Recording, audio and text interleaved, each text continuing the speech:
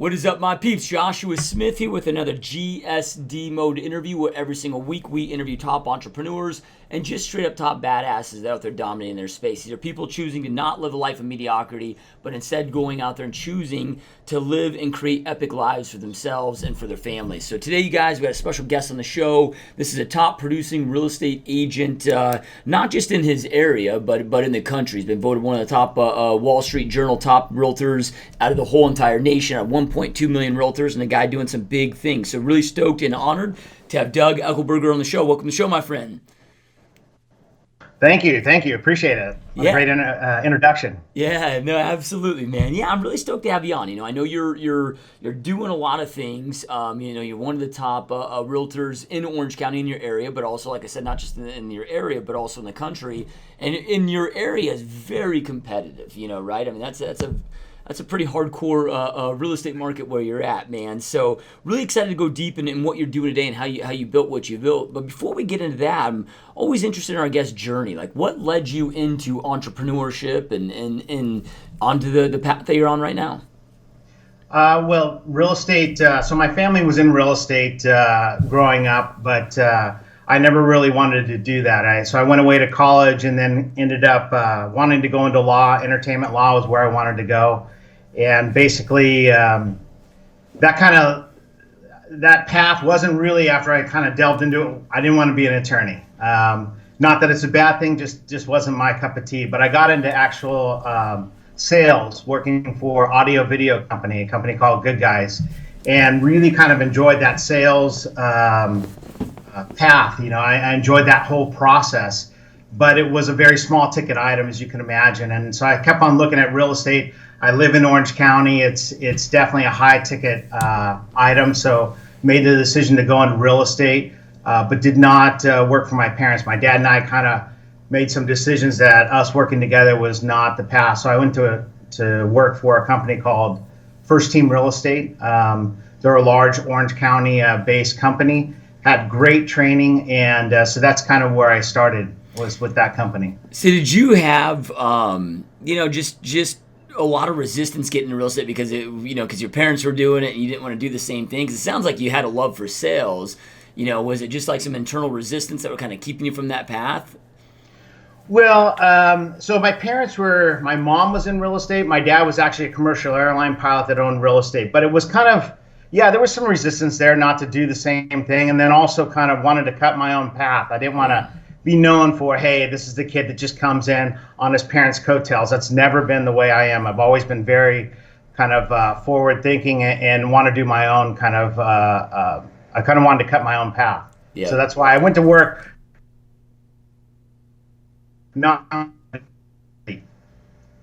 So I wasn't in San Clemente. I ended up working in Laguna Niguel, which is a couple cities up, and really trying to create it on my own and started on my own, so I wouldn't get labeled with walking into my parents' business. Yep, love it, man. So you jump into the business, and you talked about the company that you're with having some great training. But even with great training, I mean, we're in an industry where there's a very high failure rate. 90% of realtors fail in the first 3 years. And then even those that make it, I heard the other day that 93% of those that make it would make more money working at McDonald's than they do in the business. So you really very few make it. And then of those that make it, about 7% are actually, doing a lot of deals and making money with that. So what did you do out of the gate initially to ensure that you weren't one of those statistics and created success for yourself?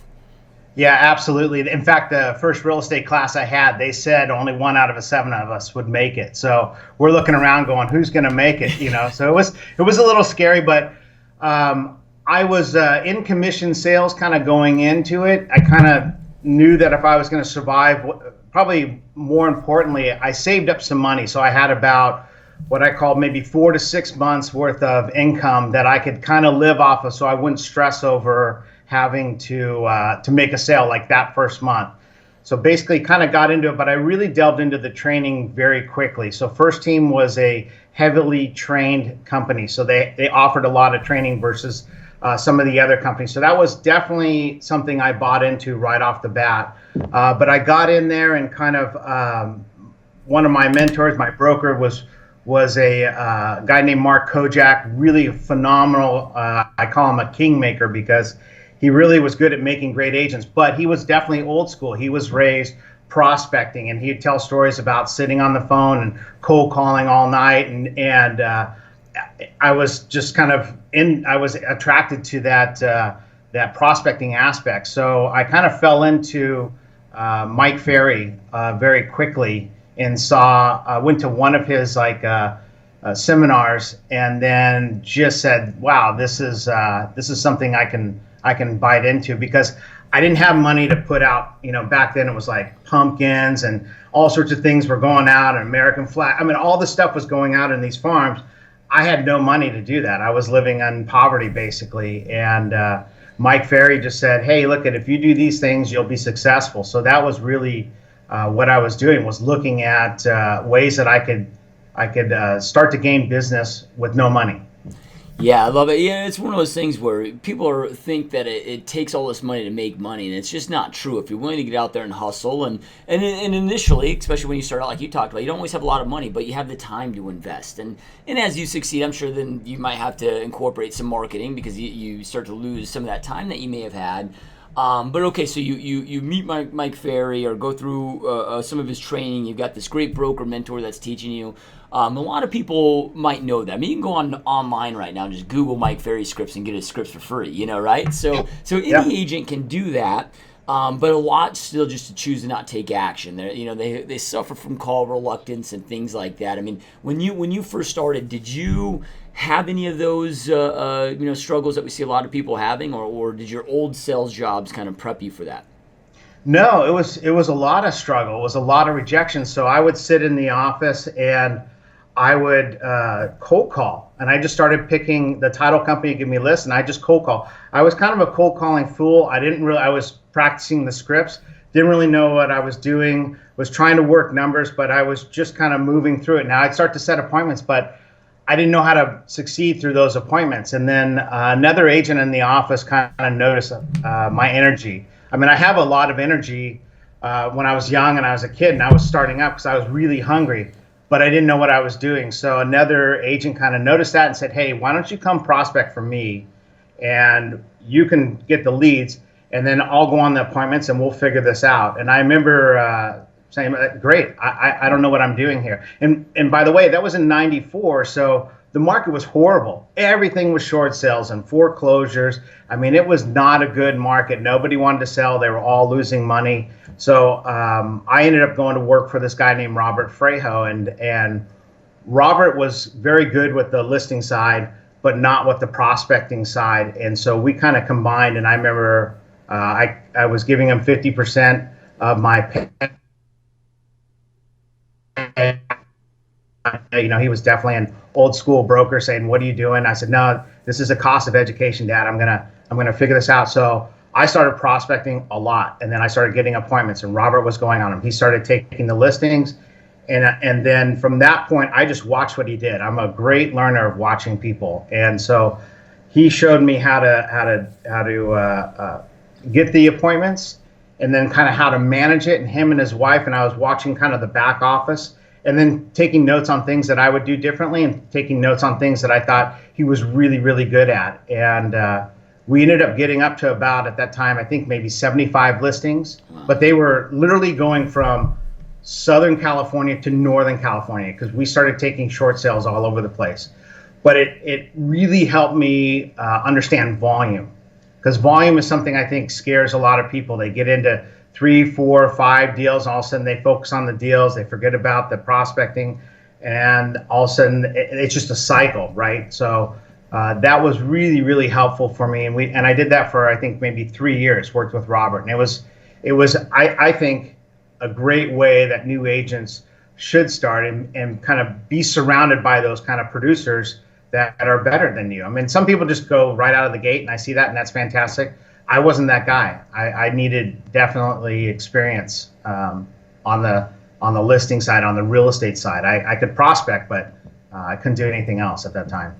Yeah, no, I think it's brilliant. It's one of those things where you can be a great prospect, or even a great realtor, but Man, learning the systems and those processes, like you talked about, it's such a massive learning curve, and to learn it the right way is I mean, it's invaluable, right? So then, okay, so you're with him for like 3 years. At what point did you know? Because I get this question all the time from listeners of the show of, hey, I'm on a team, but I think I want to break off on my own. Right? Like at what point did you know it was time to go do your own thing, and also knew that it was a fiscally responsible thing for you to do that as well? Well, two things. Yeah, fiscally responsible is one thing. I mean, so I ended up having some income that I could support myself. And I think the decision came, it was kind of a twofold. The market slightly started changing. So it started going from short sales and foreclosures to somewhat normal. But what was probably the most deciding factor is that I felt like I had the experience to move on, and I wanted to do it on my own. That's really what it was, a confidence factor, right? That I can do this on my own. I think I've learned enough, and to this day, and that's probably one of the hardest things is parting paths. So I've always had a philosophy. I don't burn bridges with agents. These are relationships, and that's probably something I learned from my mom and dad, the relationships that last for 10, 20, 30 years. But I'm only 24, 25 thinking about this. You just don't think about it then, but these relationships that I had back then, they've lasted all the way to now, and Robert and I are still very good friends. But that separation was important, to separate properly, sit down with him, talk to him, let him know, hey, I think I'm going on my own, and then boom, I made the move, and then and there was struggle there. I mean, it's not just something that you walk right in and like, hey, I'm a superstar. I had to go back, and now I'm completely on my own. And I think one of the key factors, I went on my own, started doing it, but then Mike Ferry was sitting there saying, hey, if you don't have an assistant, you are one, and that has always stuck in my head. So I ended up hiring an assistant that I didn't really have anything for her to do, and it was kind of pressure, though, for me to produce, to give her something to do. So I kind of put that pressure on myself, and that just kind of launched into it. Yeah. So what were some of those things that when you broke off on your own, because you talked about it being a struggle, it wasn't nothing smooth with that. But what were some of those initial obstacles that you had that maybe you didn't think they were going to be an obstacle, but they became one, and you were kind of shocked that they became one, and how did you overcome it? Well, I mean, some of the obstacles are when you make that initial move, you've got a nice cushion of part of a team. We didn't really have teams back then. My office is a bunch of individual agents. This whole team concept has obviously evolved to whole new levels now. But back then, I had Robert to kind of go. I had a go-to person, and I had a back office. So when I kind of had to do it on my own, the struggles were that I was out there doing listing appointments, and I was looking like a really young. I was dressing, in full suits because I was afraid that they would look at me differently. This area in Southern California can be very casual. Half my competitors are just T-shirts, and the other ones are in full suit and tie. But I guess the biggest thing was just mentally keeping myself going during that time that I can do this, because you have a lot of rejection. And I think the way that I got through that kind of that time where I was kind of self-doubting was through some of the coaching and motivational. I ended up getting a coach through Mike Ferry's organization, a guy named Jim Watson, and he never sold real estate, but he was there on the phone.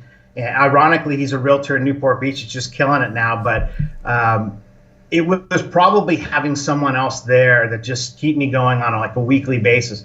Like, hey, you're doing it. Just stick to your numbers, and you'll hit it. Because I was always kind of saying, these are the numbers I want to do, and then backing out to contacts and kind of all the way down to calls. So I've always been kind of that call person, but you get a lot of rejection when you're prospecting on the phone. That's a high rejection thing. I wasn't farming, I wasn't door knocking, I was afraid to actually be in front of people. I didn't want to knock on their door, so I stuck to the phone. But it was mainly just kind of keeping motivated. I had to surround myself with a lot of things, not only just Mike, but anything that I could grab that was motivational speaking. There's a lot more now on YouTube that you could get, but back then it was just cassettes, and I'd just sit with cassettes and cassettes and cassettes, and I'd drive to my appointment and kind of pump myself up, and that was it. And I was going up against really heavy hitters out here. Yeah, I couldn't agree more. It's 90% plus of success is what's happening in here. It can be easy. Like, a lot of us know what to do, right? It's just having that discipline and that willpower and that mental power to get out there and execute every single day and not let those things get to you. So if we fast forward today, so you break off, you go on your own, you hire your assistant, even though you took a big risk, you didn't really have work for them yet at that time, but you got it rock and rolling. What does your team look like today if we fast forward to today?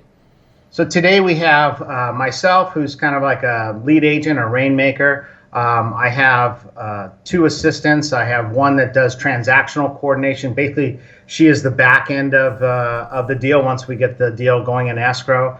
I have a front end marketing person that's basically like a marketing or listing manager that handles all the marketing and photo shoots and kind of coordinating listings and placements online. I have an office administrator that happens to be my wife that kind of manages the group overall and kind of manages me together. And then we have an assistant that's coming up, getting licensed. She's kind of a gopher right now, but she's kind of learning the back end before she gets her license. And then we have 3 buyer's agents that work for us. And those buyer's agents, I call them buyer's agents, but they can do both listings and sales, but mostly they're on the buyer side. Yep. Now, are you still active in selling yourself personally? Yeah, absolutely. Probably, I would say about 80% of the volume is from me. Okay, perfect, man. So how has your strategy changed, or has it since, those beginning days, with Mike Ferry pounding the phone? I mean, are you still very much prospecting based, or have you now incorporated some marketing in your business? No, I mean, it definitely switched. So when I went on my own, I was doing a lot of prospecting, but I was also paying attention to one of the top guys in town. So there's a guy in town that was number one, had been there for many years, but he was farming an area totally different than what Mike Ferry was teaching. And so I was looking at his numbers saying, wow, that's really interesting how he's farming an area. And it kind of came to volume. So in our area, we have, stuff along the beach that people will buy and generational. They will stay there for years and kids and everything. So it's slow moving. It's big targets. So it's it's expensive real estate, but it moves slow. So you're kind of hunting whales. Where where Jeff was kind of in a very high turnover farm that was just 2 miles inland. That became very attractive to me because the numbers and the volume was what kept on attracting me. I wanted to do higher numbers and higher volume. As a community kind of developed, I switched from prospecting heavily on cold calling to farming a certain particular area. So then it switched into that farming. Now, the methods were still the same. I was still prospecting, just not on the phone. I was out there meeting people, calling on all their sales office. I was working the schools, so it just shifted from cold calling to kind of working that farm because the turnover there was much higher. And that was actually probably the catalyst that really turned it around to a much higher volume, was kind of farming in that area and kind of working. Now, the farming was very specific. It wasn't pumpkins. It wasn't recipe cards. It was just pure contacts. And then we do just listed, just sold, because when I moved over from doing all the short sales, my approach to prospecting was shotgun marketing. I would list a property and I would cold call around that property. And then I would do just listed, just sold. That was my deal. I would work those and I'd work income properties or non-owner occupieds. Non-owner occupieds are fantastic because they didn't know who I was. They didn't know how young I was. I could just tell them information about their property in this city that they didn't know about. So it was a good connection. So I worked those non-owner occupieds in this area and then slowly kind of dominated that farm area. So now it's kind of fast forwarding to today. The farm, we dominate in that farm, but it feeds the other business that we want. So it's kind of the bread and butter of our business is coming from the farm that allows me to kind of spend money on marketing in lots of other areas and expand the team. We're now circling back to the prospecting part. As I kind of moved away from cold calling, now we're prospecting past clients, referrals, new business. So we're back in that path, and We just made some changes from companies to actually kind of head more towards that prospecting roots that I kind of grew up in, because you can kind of sway away from that very easily. You get business, and then I fall fault to the same thing. I'm not a machine, like some of these guys out here are. Yeah. Yeah, I love it, because when you're talking about your transition with the geographical farming and really the tactics being the same, you just got really focused on a centralized area instead of being all over the place with that. So, yeah, it's interesting. I had recently, or this is probably about, I don't know, maybe even a year ago, but like the number one residential realtor in Australia.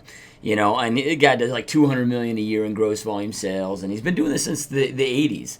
And I'm like, what worked in the 80s that still works now? And he's like, it's all the same. And it just all boiled down to the phones. And he kind of talked about sometimes I get away from it, but then we always get back to that prospecting. It just seems to always work.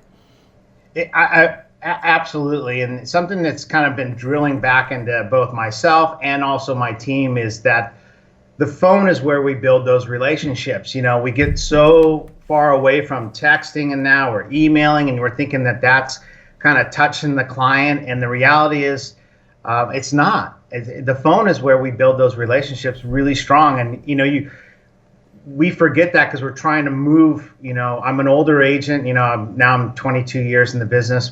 And so my mindset is still a lot of the older technology, and we're trying to move in and keep current.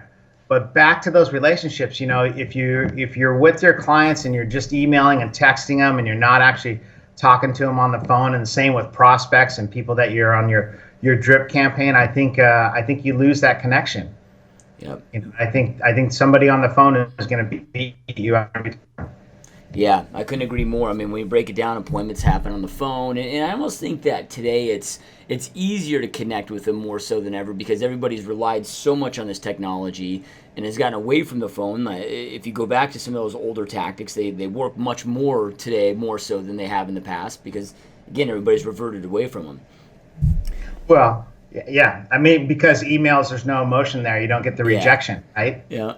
It's hard. The phone is hard, and it's not. Nobody likes picking that up. Nobody's likes making those phone calls, but the clients appreciate it. Yep, 100%. So what's really interesting about your career is really you've made it through, and not just made it, but continued to succeed through really 3 real estate recessions at this point, right? So you started your career there, and there's always these ups and downs, and a lot of people listening to this podcast have never experienced one, right? Because a lot of them kind of got wiped out the last recession and have gone in since, and they haven't experienced that. But we're starting to see a big shift in our country. It seems like we've been this hardcore seller's market for a long time now, for the last few years, and it's transitioning into a buyer's market, which, just history repeats itself, and we're probably going to experience another real estate recession coming up. Who knows exactly when that's going to be, but it's inevitable, right? So the fact that you've been through a few of these now, like how do you adapt and shift and change in these markets, not just to survive, but you keep thriving through these? Yeah, actually, I don't know if it's from the background of where I started. I started in a really bad real estate market, so I'm very comfortable in those kind of down markets. I've always kind of said it's easier. It's easier for me in a down market than it is an up market. In an up market, I mean, honestly, I think everyone in California, or at least in my neighborhood, has their license. I mean, thousands of people have their license out here. And when it's a good market, they're all out, and anyone can sell a house that has a license that has a heartbeat because everyone's buying. When the market goes down, a lot of those licensees go away. They don't want to pay dues. They don't want to pay fees. So it becomes a very, very focused market. And the agents that are out there that are still, not changing their business plan, just sticking to their business plan, can really, really thrive in a down market. But they can't be afraid of it. I find a lot of people get caught up in negativity. They get really afraid of it. They're reading all the papers. They're reading about, they're watching the news. Like, I don't like watching news. I don't like reading papers. I don't like hearing negative stuff. Even in that time, I'm going to go listen to like positive tapes. Just keep myself positive. And that actually is really reflected when you sit down with the client. I mean, when you're sitting down there and you're kind of delivering some really bad news, like, hey, I'm sorry, your house is down $100,000. you've got to be strong for them. I mean, you've got to be that kind of pillar that they need someone to trust. Their really life is shooken up, and a lot of times if it's upside down, then you work on the short sale. You need to understand short sales, and of course I started in that. I understand it, but if you're in real estate right now and you don't get that, or you don't kind of understand the way that they make, then you are not prepared for the down market. You got to be able to educate both buyers and sellers on those short sales, because when they're scared, when their life savings is gone, they are looking for somebody calm. They are looking for somebody with advice that can help them through that time. And that's really the mindset that you've got to take, to get you through. And actually your market your business will thrive. We've actually, every down market, we have probably accelerated a lot faster in market share and units than we have on an up market. So then when it comes to these up markets, because, these people have tough times in the extremes, like you talked about, a lot of them get out when the market gets bad, even though it's a great, I hate to talk about, great opportunities when people are struggling, but it's the reality of it. I'm like you, where I've done way better in down markets than those high markets, because everybody's got their sister that's a realtor that throws a sign in the yard and it sells, right? Right? So then what do you do to excel in those extreme markets? Because again, where you're at in Orange County, man, I mean, it's a competitive, extremely competitive marketplace. A lot of realtors. How do you go out there and compete and succeed in those extreme seller markets? In the extreme seller market, so when the market's like what we've experienced the last few years, right? Right. I think when you're trying to compete in those seller markets, again, I don't think that you change your game plan a lot. I think you have to stick to, there's so many different ways to be successful, whether that's farming or cold calling or expireds, things will kind of dry up and then kind of come back. But I think you have to stick to your plan that's out there. And when the market starts getting really hot, I think you need to recognize that. Sometimes people will, they don't understand the market, so they don't understand that the prices are going up a certain amount, and they're going to walk a listing because that guy wants, he wants to sell it for $1 million. You think it's worth 900, but if you're not understanding the market's moving up, you got to take that listing. You got to take that listing and let that kind of market come up to you, because so often in an up market, we're setting records in those price points. And when you're dealing with on the listing side, I think that in those kind of stronger markets, it's even more important that you're out there when you sell a house or when you get that listing, that you're out there around that listing telling people that you did it, because they do have cousins, they do have brothers, they do have everyone that's out there. But if you're the one that's continually doing it, they're looking for the person that's doing business. They're looking for the person that is actually getting the prices that are in that neighborhood, and they're excited about listing with them. And they'll go ahead and dish off their sister or brother or cousin, because you can't cut back on. You've got to have a good marketing strategy. You got to be able to present well.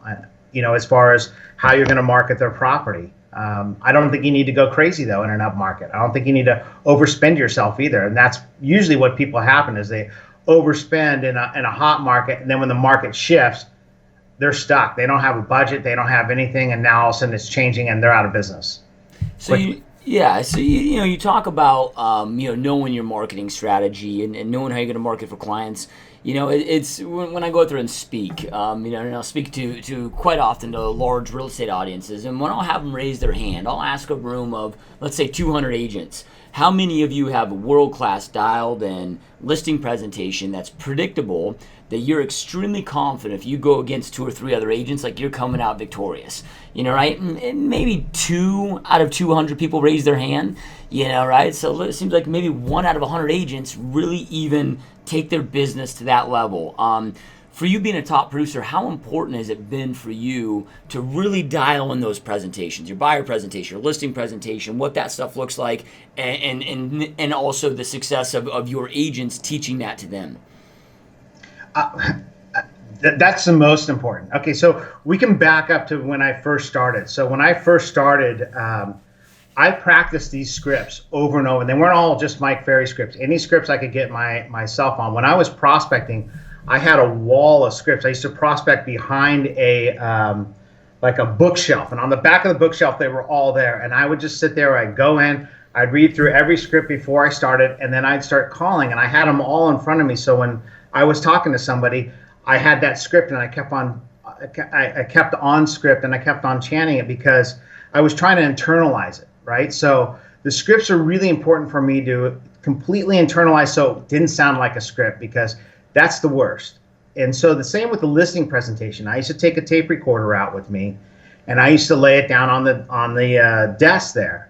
And I'd say, hey, I'm recording this listing presentation for some trainees back at the office. Do you mind if I record it?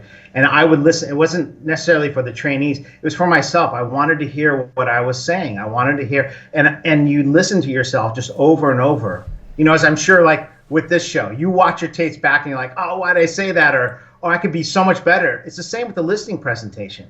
I mean, you have to dial that listing presentation or that buyer presentation in over and over. And with iPhones, it's so much easier to record, you know, what you're saying. But I think it's really important. I used to record my prospecting, you know, and it's important to hear yourself and what you're saying, and making sure that you're making the right promises and you're not kind of talking over yourself. It's gotten to the point, though, I will tell you, in the listing presentations where I say so little in a listing presentation. Sometimes it's shocking to me how little I say, because I'm so in tune with trying to listen to the clients and just hear what they want to say, because a lot of times they just want to tell you what they need to do, know if you can do it, and then how that's going to happen. So I do an awful lot of listening. And that's the evolution from a very new agent where I'm just talking and talking and talking to now I'm just sitting there and listening to them and then answering their questions and then guiding them to where they need to go.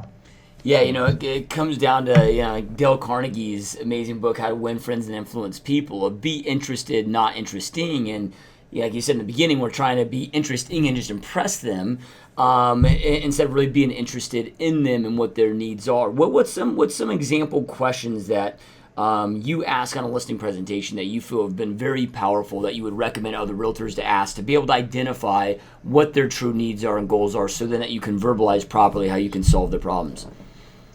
You know, I think it's very important when you sit down to ask them, you know, basically, why did I ask you here? And just kind of hear what they're saying. Because sometimes they'll say, I'm interviewing through your real estate agents. I'm kind of just feeling out the market.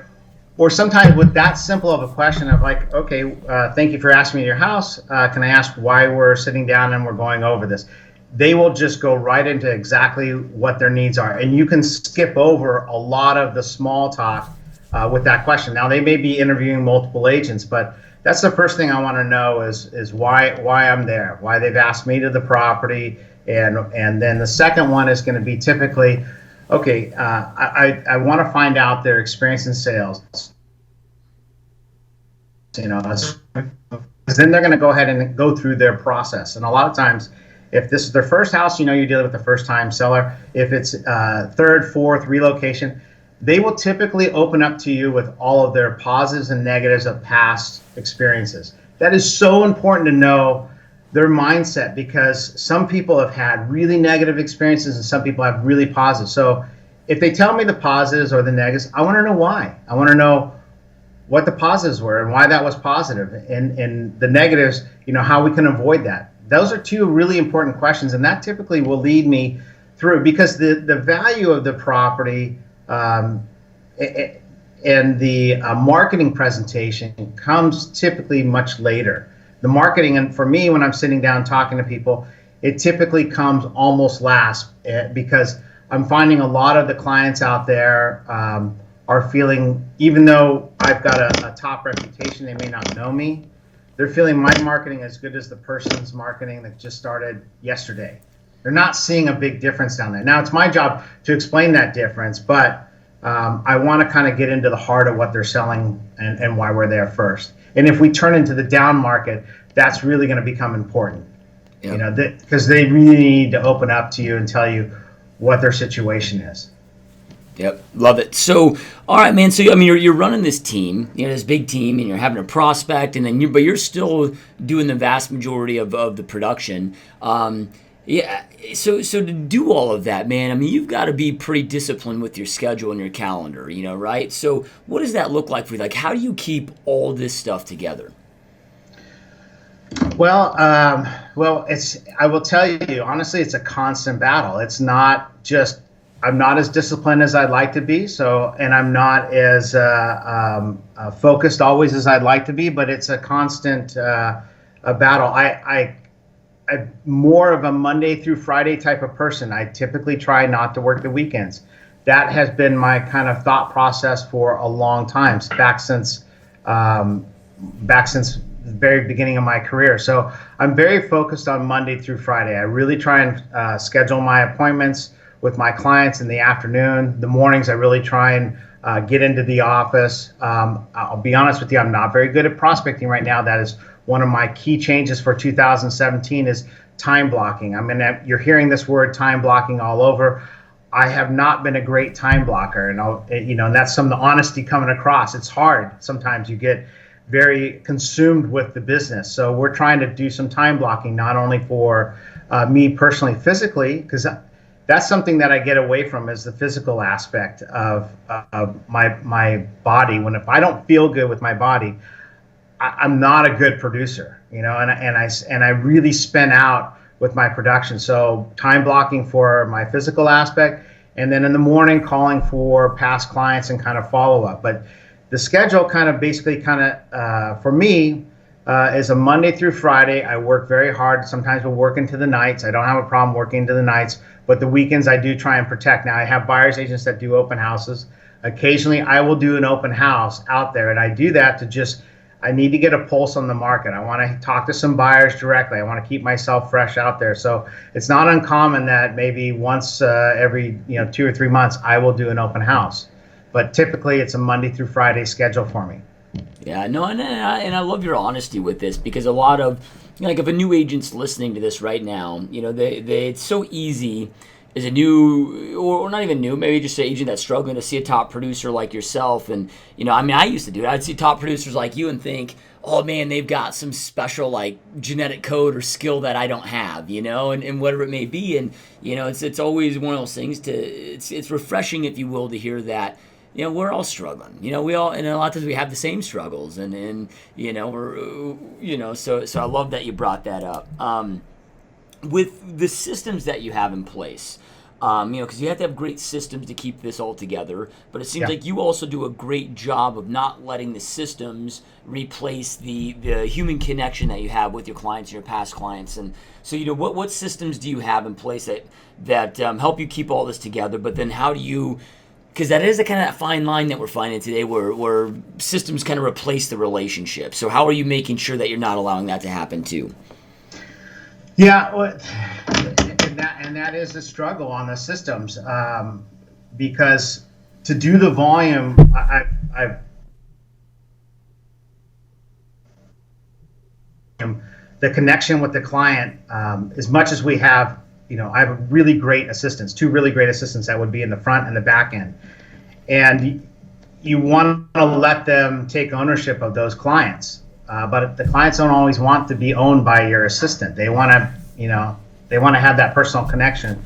So it's a matter of us trying to connect with the clients, a minimum of 2 to 3 times a week, and picking up that phone for our active listings, our pending sales, and just connecting with them, me personally, because once they get into escrow, Courtney's so good at her job, I could certainly walk away from that transaction and never see it again. Quite frankly, Alexis in the front, I could give her the listing agreement, and I could walk away and never see the client again, and it would work perfectly. The systems are, in my opinion, they're that good. But I will not retain that client if I do that. They will not be my next client. And I recently had some feedback from a very good client that said, hey, I'm disconnected from you. That was not what I expected. And it totally was a check for me to say, we're changing some systems here. So we are in the middle of, we kind of moved to a CRM that is a little bit more hands-on for us, that's kind of bugging me every day of like, hey, you need to call these people, you need to call these people, so that I stay in contact with those past clients, because the systems are easy to they're easy to allow them to just basically put your client in and then disappear, Yeah. and at the volume. See, that's my struggle right now. So we're 100 plus units right now, and I sit next to a gal that's 200 plus units, and I'm trying to sit there in my mind go, how do you get to that number? And then I hear these other people across the country, 900 units, 1,000 units, and I'm trying to figure out, well, how do I stay personal with that client and get to that volume? And that's kind of that struggle that I have, is that I'm trying to surround myself with better producers so I can see how they're doing it. I made a move into a company, and I don't know if it's because of my age or kind of making the move into these higher companies, but I'm finding this upper echelon is much more willing to share. Like, hey, come on in. Look at this is the systems I've got. And when you go behind the curtain and the wizard, they're doing the same thing I'm doing. They're like, hey, I am struggling here, here, and here. This is hard.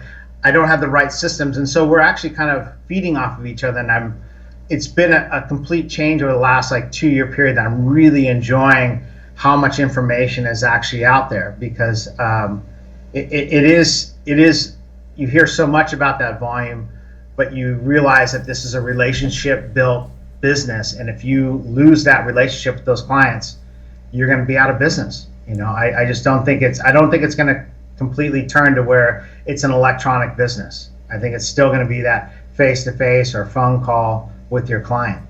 Yeah, I was recently asked to be on this panel, which was about how real estate agents combat technology. Well, we're not replaced by technology. And I'm like, look, we've got to almost go back in time with this of, because we've got to the point now where when we're beat up on our commissions, let's say, well, our client, when we DocuSign something to them, they don't see the 45 minutes it took you to prep that. They see the 2 seconds it took them to DocuSign it. I'm like, we got to go back in time. I don't want any of my agents DocuSigning anything unless it's a must. Going back to those things to bring back that relationship and showing them our value and our worth. And I think that's so important. What have you seen now that you've been doing this for over 2 decades? What are some of the biggest shifts, if any, that you've seen? We of course we have all this technology, but is the foundational truths the same of what worked 20 years ago is still working today? No.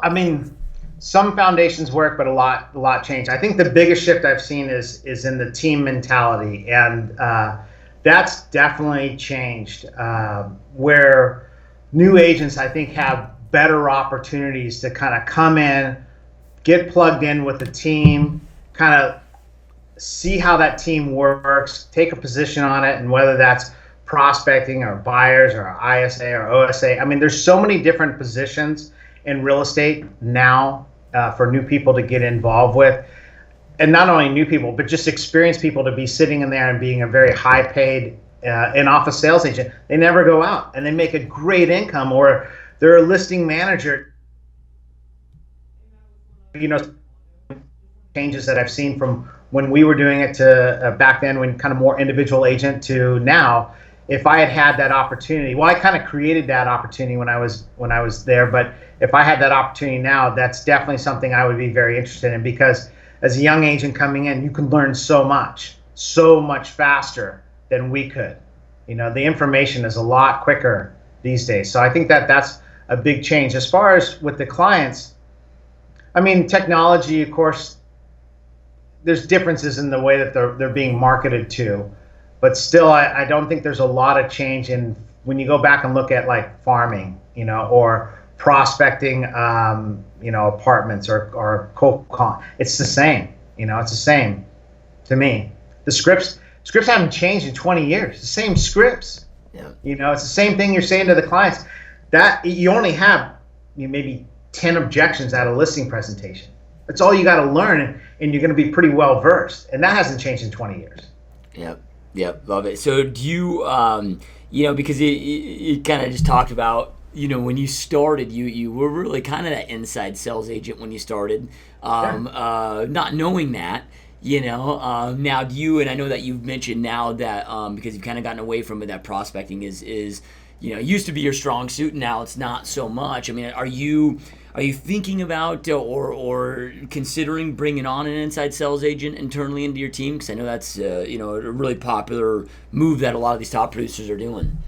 Yeah, we are looking at an inside sales agent, and we're trying to restructure the team. So my team is very, I guess, traditional in the sense of how it's structured. Lead agent, buyers agents, assistants, and like I was saying, there's so many more components. So we had just moved from a small boutique company to Keller Williams, and it mainly because their model was attracting us. And I think that's probably the way that we're going to be able to get to that next level. Our goal is to take it from 100 million to 200 million next year, and that's only going to happen from adding a couple more agents and probably having an inside sales agent to handle that kind of that type of lead and procuring that kind of lead.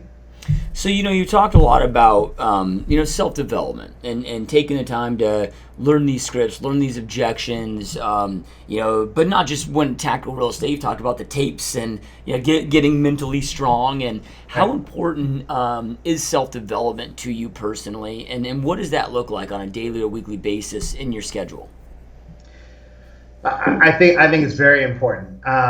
I think it's something that I got away from. I didn't realize how important it was and how big of a foundation that it made for me. And that goes back to the scripts and these motivational tapes. I got away from that for probably a good 9 years, kind of just doing my own. And then, and you can get quite lost out there, honestly, when you look at, sometimes I look at my business, and actually you had, regarding this call, it actually kind of put a lump in my throat, because I was like, he's going to ask me about my business. And I was a little scared, because you look at a business there and you're thinking, wow, I've been really successful. But then when you start dissecting it, it's hard to know how you got there. But then I'm also looking at, okay, well, how am I going to make that next step? And so honestly, I circled back personally right to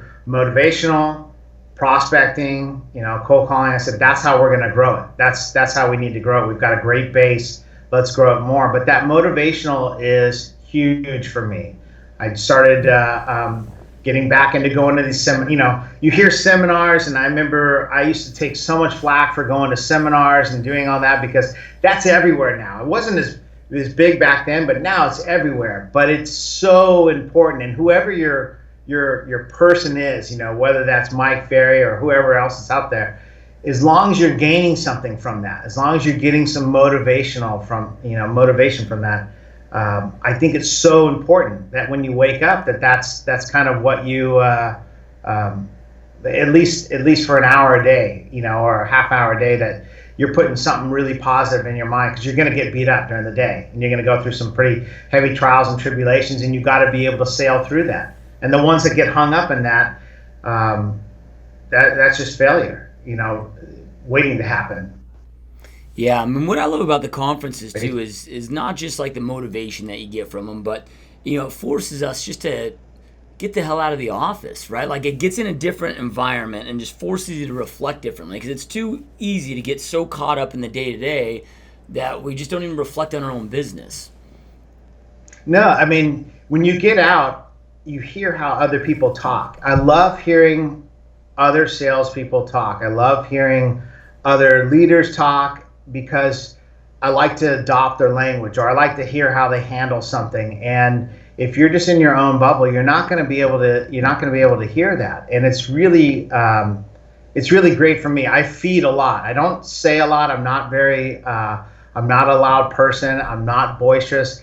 My wife accuses me, like, I am the guy that's antisocial, but I listen a ton. I've gotten to be a really good listener. And I think if you're not exposing yourself out to the different people, whether that's motivational or whether that's sales, or just other top producers and what they're doing, you're really limiting yourself, and you got to be humble in this business.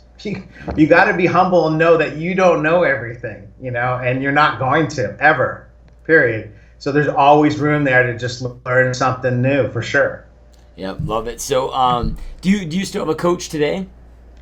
I don't have a coach. Actually, we're in the process of getting a coach, Okay. and that's so you can see the progression is, um, prospecting, Mike Ferry seminars, a lot of motivational coaching, everything. Then you go through this gap in my career where I don't have that, and we're kind of coasting, I guess. We're doing very well. Don't get me wrong.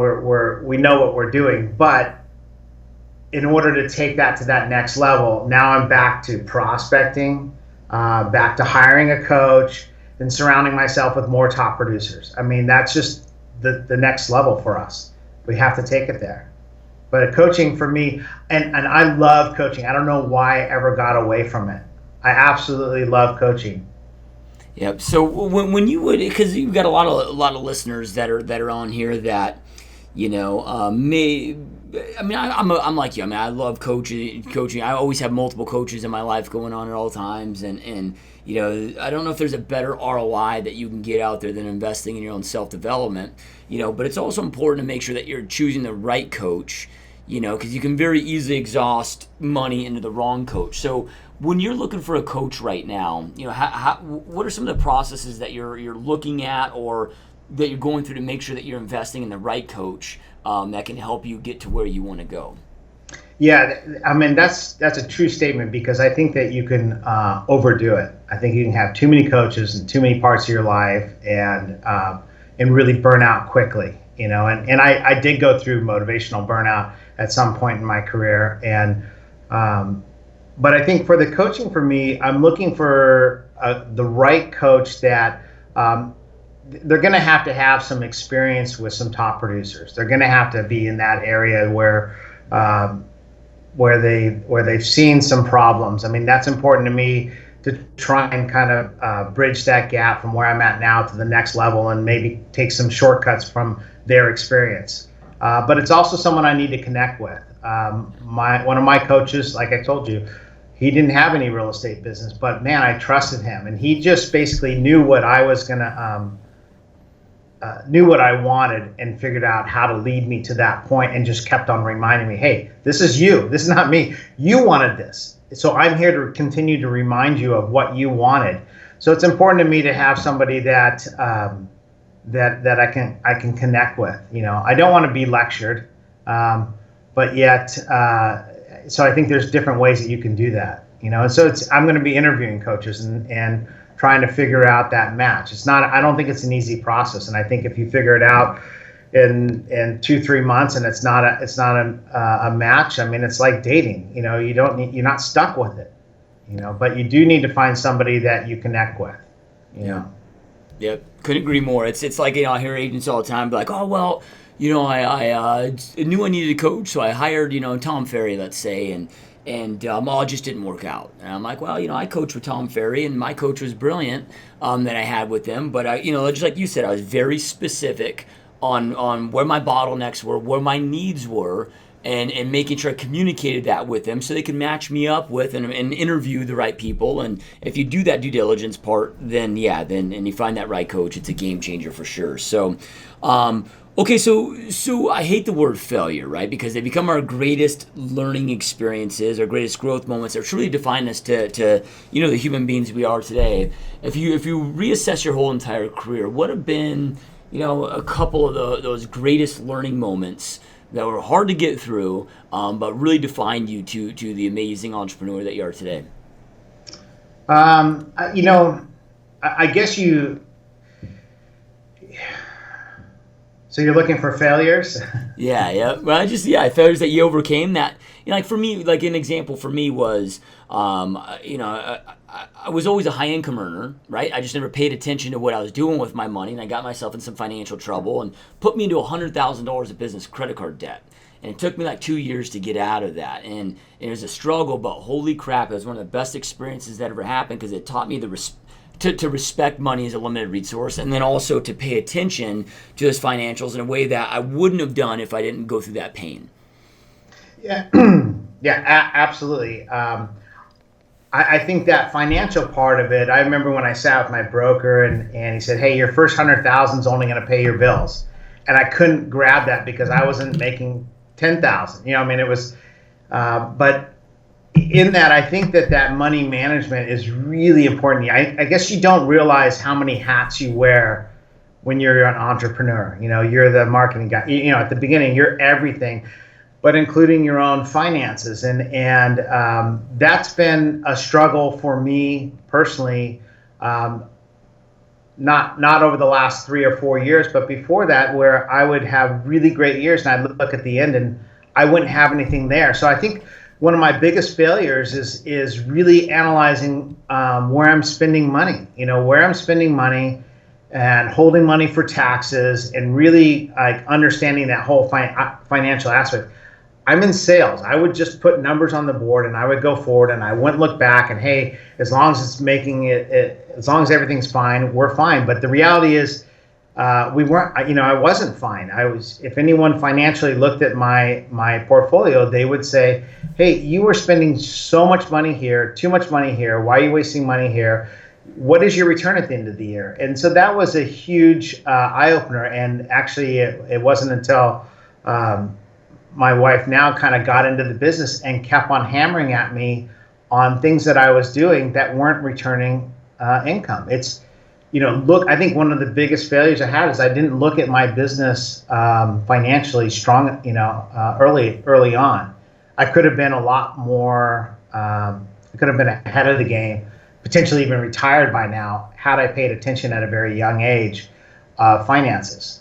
I don't have that skill, that background that I learned in college on how to manage those finances like some people do. I would look back and say that's probably one of my biggest failures because you feel like, hey, now I'm 15 years into my career and I'm kind of starting fresh. Yeah. And that's a huge frustration for any agent that looks at your numbers. And now we've really grinded down, but it's looking, you're hit with a lot of stuff in real estate. Hey, you should be here. You should advertise this way. You need these things to make yourself $1 million. I mean, there's not a day that goes by that I'm not called by Zillow, Realtor, Trulia, every different company that's out there. And as a new agent, it's so easy new and experienced, to kind of buy into that. And there's no ROI on some of those things, and you just spending money. So that was a huge failure for me, is really understanding those finances. Yep, love it. So, what keeps you driving in that? Okay, so you talked about, hey, I'm doing $100 million, this year, and we want to get to 200 million next year. Most people are like, what the hell, man? 100 million, they're doing the calculation in their head. They're like, what keeps driving you personally? Because most would get to that 100 million mark and be like, man, life is good, right? What keeps you driven? Because it can't be the money, because at 100 million you're making damn good money. So what then keeps you driven and leveling up where you want to keep taking it to that next level? Well, I think that what has gotten me really excited right now is trying to develop the next 5 years for us is how do we exit out of this business? Most realtors, like my parents, they just retire. That's it. Luckily my dad was a commercial airline pilot, so he had retirement and all that. And if they didn't do their investments right, they just kind of retire out. There's nothing there. But I really have this real thought process, or it's become very evident from looking at other teams across the United States, that this is actually a business that can run and you can have an exit strategy and you can continue on that business. I look at several producers that are around here. There's one down south that who's been running a business for several years, and he's not on listing presentations. He's not there. He's basically just the CEO of the company. And that, as an agent, because I don't own a real estate company, I'm just simply an agent. That's really attractive to me. So that's what's keeping me going now is, okay, how do I set this up so there's an exit strategy for me? And the goal of moving the 100 to 200 million, I've never had a goal to go backwards or to sit still. I mean, it's just not going to do that. I've actually had, if you looked at my plateau of my career, one year I can think we leveled, but other than that, every year it's been growth, growth, growth. So that's personally inside that I'm going to grow it because I want to do that. But my focus right now is how do I exit out of this business and have a business that's working while I'm not there? Because now it's time. So 20 years into it, you're right. Money is good, but time is more valuable to me. And now that I'm starting to look at, well, how do I actually retire? I mean, I don't want to be there when I'm 60, in an office grinding away. How can I be smarter about this business to where I can walk away and manage it from a different location? Yeah. Yeah, it's so, it's a thought process that many have never had when it comes to real estate, but it's possible. We're seeing it happen daily now, right? Where you're able to build something where you can step out of the day-to-day operations, and then it creates passive income essentially at that point, and all that stuff's possible. So I love it, man. Powerful stuff. So I created this podcast. I don't know. We're probably going on 18 months or so ago. Because there's a lot of great information out there, but holy crap, is there a lot of smoke and mirrors and junk information out there in our industry as well. So I wanted to create a space where we went out there and just interviewed the doers, guys like yourself, where that are in the trenches, that none of this is theory, it's actual strategy, and be able to, one, on a selfish level, this is my personal self-development, right? I pick brilliant minds like yours all day long and learn from it, but then two, to give back to the real estate community and to those realtors that are listening right now that are wanting to go out there and create something like you've created for their own lives. With that being said, do you have any last words of advice or inspiration that you'd like to leave them with so they can go out there and create the life they know they want and truly deserve? Well, I mean, the great thing about it hasn't changed is there's so much opportunity in real estate, and it just is there for the taking. But I mean, I'm excited for these young guys that are getting into the market. I mean, I wish I could just roll back the clock, because I think the opportunities are a lot bigger today, because it's not just going out and listing a house. There's just so many other opportunities, like we spoke about, within a team, and that they can kind of plug into and then learn and then go off and do their own. It's really, it's really awesome. I'm excited for the younger generation that kind of come into this business. But overall,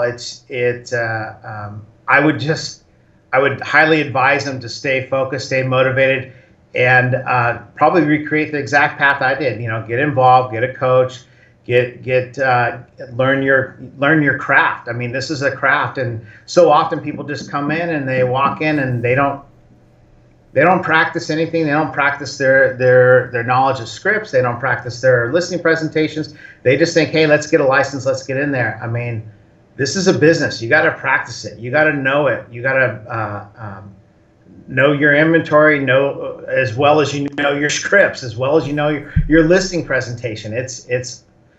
There is that relationship aspect, but I mean, it is a business. But there's a lot more access, I think, now for that new agent to learn the business even before they get into it. Yeah. Just the mistakes that we did. Yeah, love it. Powerful words. And Doug, I know that you're growing your team, out there and looking for talent.